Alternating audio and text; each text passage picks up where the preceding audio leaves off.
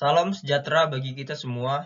Perkenalkan, nama saya Devri Prayoga Sirait, NIM 6213111003. Saya berasal dari kelas PJKR 1B 2021. Di sini saya akan menjelaskan tentang sistem otot.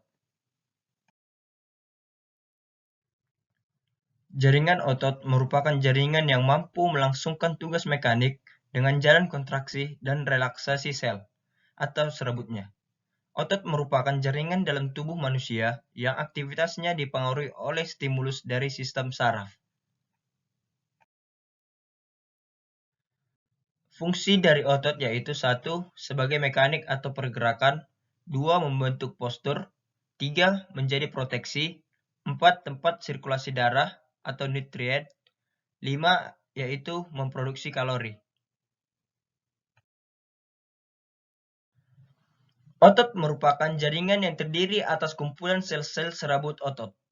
Dalam sel serabut otot ini, terdapat unit kontraksil yang disebut dengan miofibril. Perluasan sarkoplasma mengadakan hubungan dengan miofibril ini. Ketika miofibril diamati dengan mikroskop elektron, ditemukan adanya pita terang dan pita gelap. Di sini kita bisa melihat struktur otot. Otot memiliki 3 kemampuan khusus, yaitu 1. Kontraksibilitas, yaitu kemampuan untuk berkontraksi atau memendek. Kedua, ekstensibilitas, yaitu kemampuan untuk melakukan gerakan kebalikan dari gerakan yang ditimbulkan saat berkontraksi. Ketiga, elastisitas, yaitu kemampuan otot untuk kembali pada ukuran semula setelah berkontraksi. Jaringan otot dibagi menjadi 3 jenis, yaitu 1. Otot polos, 2. Otot lurik, 3. Otot jantung. 1. Otot lurik. Otot lurik ini berbentuk silinder atau serabut panjang. Setiap sel mempunyai banyak inti dan terletak di bagian tepi sarkoplasma. Otot lurik ini bekerja di bawah kehendak atau otot sadar. Otot lurik berkontraksi cepat tetapi tidak teratur dan mudah lelah. Otot lurik melekat pada rangka tubuh. 2. Otot polos. Otot polos ini bentuk sel seperti gelendong. Bagian tengahnya besar dan ujungnya meruncing. Dalam setiap sel otot polos terdapat satu sel inti yang terletak di tengah dan bentuknya pipih. Otot polos ini adalah otot tidak sadar, yaitu otot yang tidak bisa kita atur pergerakannya. Kontraksi otot polos sangat lambat dan lama, tetapi tidak mudah lelah. Otot polos terdapat pada alat-alat tubuh bagian dalam. 3. Otot jantung. Otot jantung berbentuk silinder atau serabut pendek. Otot jantung ini tersusun atas serabut lurik yang bercabang-cabang dan saling berhubungan satu dengan yang lainnya. Otot jantung pada setiap selnya mempunyai 1 atau 2 inti yang terletak di tengah sarkoplasma.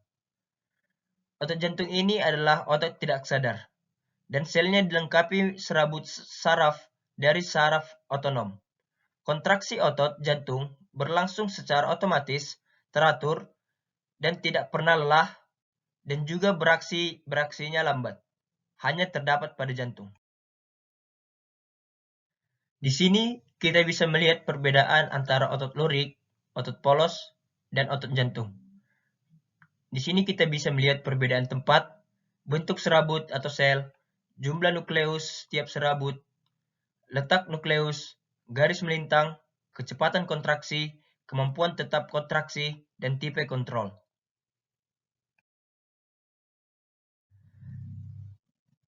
Di sini kita masuk pada sifat kerja otot. Sifat kerja otot itu dibagi menjadi 2. 1. Antagonis, 2. Sinergis. Yang pertama, sistem kerja otot antagonis. Kerja otot yang kontraksinya menimbulkan efek gerak berlawanan. Contohnya adalah 1. Ekstensor atau meluruskan, dan fleksor membengkokkan. Misalnya otot trisep dan otot bisep. Kedua, abduktor, menjauhi badan dan abduktor mendekati badan. Misalnya gerak tangan sejajar bahu dan sikap sempurna. 3. Depresor atau ke bawah dan abduktor atau ke atas. Misalnya gerak kepala merunduk dan menengadah. 4. Supinator atau menengadah dan pronator atau menelungkup. Misalnya gerak telapak tangan menengadah dan gerak telapak tangan menelungkup. Yang kedua, sifat kerja otot sinergis. Otot sinergis adalah dua otot atau lebih yang bekerja bersama-sama dengan tujuan yang sama. Jadi, otot-otot itu berkontraksi bersama dan berelaksasi bersama. Misalnya, otot-otot antar tulang rusuk yang bekerja sama ketika kita menarik napas, atau otot pronator, yaitu otot yang menyebabkan telapak tangan menengadah dan menelungkup. Di sini, kita masuk ke dalam mekanisme terjadinya gerak. Pada dasarnya, setiap serabut otot tersusun atas serabut tipis yang disebut myofibril. Myofibril ini mengandung struktur yang lebih sederhana lagi, yaitu filamen aktin dan miosin. Filamen ini saling bergeser keluar masuk atau tumpang tindih yang menghasilkan kontraksi dan relaksasi otot, sehingga disebut dengan teori pergeseran filamen. Struktur yang terlibat kontraksi relaksasi ini dibagi menjadi 6. 1. Myofibril, yaitu sebuah bentukan silinder yang memanjang seperti otot lurik yang mengandung filamen, aktin, dan miosin. Kedua, sarkomer, struktur dan fungsional terkecil kontraksi otot. Ini ditemui pada myofibril dan dibagi menjadi pita H, A, dan I. Ketiga adalah aktin, filamen kontraktil yang tipis yang mengandung sisi aktif dan ikatan. 4. Miosin, protein filamen yang lebih tebal dengan penonjolan yang dikenal dengan kepala miosin. 5. Tropomiosin, sebuah protein aktin pengikat yang mengatur kontraksi otot. 6. Troponin, yaitu protein kompleks yang melekat pada tropomiosin. Pada tahapan ini, kita masuk ke dalam tahapan kontraksi. Adapun tahapan kontraksi, 1. Impuls saraf tiba di neuromuskular junction yang mengakibatkan pembebasan asetilkolin. Kehadiran asetilkolin menyebabkan depolarisasi yang kemudian menyebabkan pembebasan ion kalsium keluar dari retikulum sarkoplasmik. 2. Dengan meningkatnya ion kalsium akan menyebabkan ion kalsium bisa terikat pada troponin dan mampu mengubah strukturnya. Perubahan struktur troponin karena ion kalsium akan terbukanya daerah aktif tropomiosin yang tertutup oleh troponin. Kini kepala miosin akan mampu berikatan dengan filamen aktin dan membentuk aktomiosin. 3. Perombakan ATP akan membebaskan energi yang dapat menyebabkan miosin mampu menarik aktin ke dalam dan juga pemendekan otot. Hal ini terjadi di sepanjang myofibril pada sel otot.